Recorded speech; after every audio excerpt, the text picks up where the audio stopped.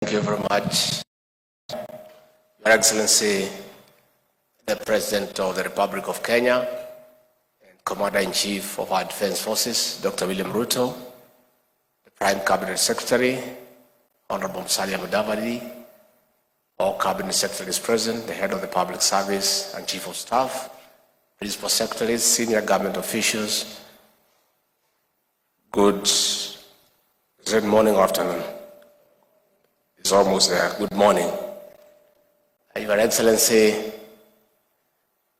I'm a retired public servant, so this occasion is momentous for me. But you know, nowadays, I don't want to speak much. When the characters who try to stop my boss from working keep off, I also keep quiet. And therefore, we are happy, Your Excellency, you have the latitude to steer this country into economic prosperity. And the people before you and the entire public service, Your Excellency, is your machine for development. Your Excellency, a vibrant, motivated public service is good for the economy of this country. A motivated and vibrant public service is good for the country.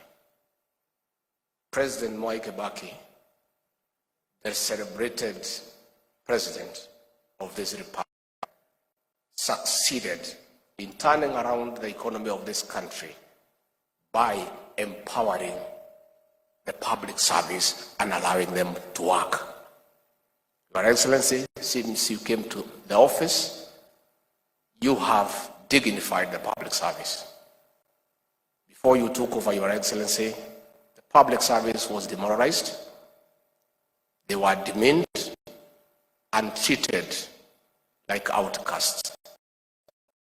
Your Excellency, in the last 5 years, senior civil servants were harassed, hounded, and treated like criminals. We have celebrated an infamous case of Kamau Thuge, who was the PS National Treasury,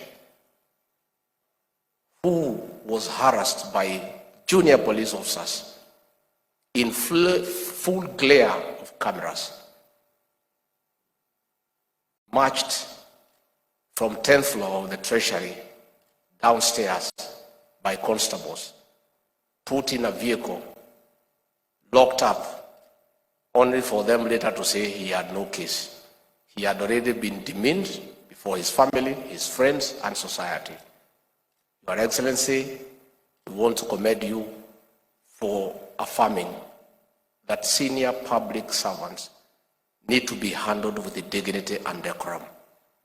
We are not saying by any means that investigative agencies where there are issues of impropriety, of mismanagement, of misappropriation should not do their work. All we are saying is that before you can conclude that somebody has done something wrong, protect his or her dignity. Because these public servants have families, they have friends, they have people they go to church with, and it is wrong to humiliate them and treat them unfairly before you have a case against them.